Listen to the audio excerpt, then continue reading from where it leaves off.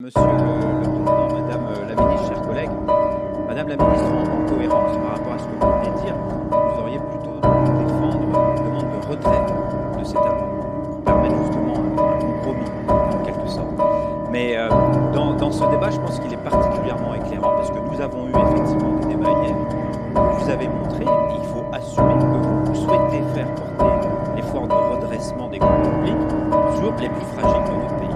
Sur les travailleurs aussi, que vous êtes censés défendre. Vous ne les défendez pas, vous défendez le capital. Ça, on peut vous le reconnaître de manière absolument entêtée, quelque part. Vous défendez les profits, le capital qui s'est enrichi pour exploser les revenus du capital au cours de ces 10 dernières années. C'est ce qui a le plus augmenté. Vous ne souhaitez pas les toucher, vous êtes cohérent. Vous êtes d'autant plus cohérent, et je trouve ça particulièrement éclairant, quelque part, vous soutenez la politique économique qui a été menée depuis 8 ans, la politique de l'offre, qui a d'ailleurs été menée par un des vôtres au ministère de l'économie, et du coup que vous ne souhaitez pas remettre en cause.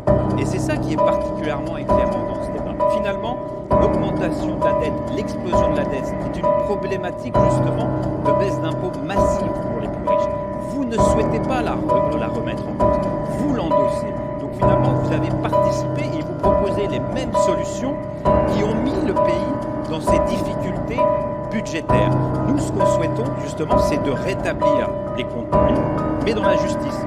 Ceux qui ont bénéficié le plus au cours de ces dernières années doivent contribuer le plus. Et puis, pour être tout à fait honnête, on parle de 1,4% de taux de CSG supplémentaire. Les rendements du capital ces dernières années ont été plus de 10%. Et on parle de taxer de ces revenus qu'ils ont eus sur 1,4%. Et même ça, vous le refusez.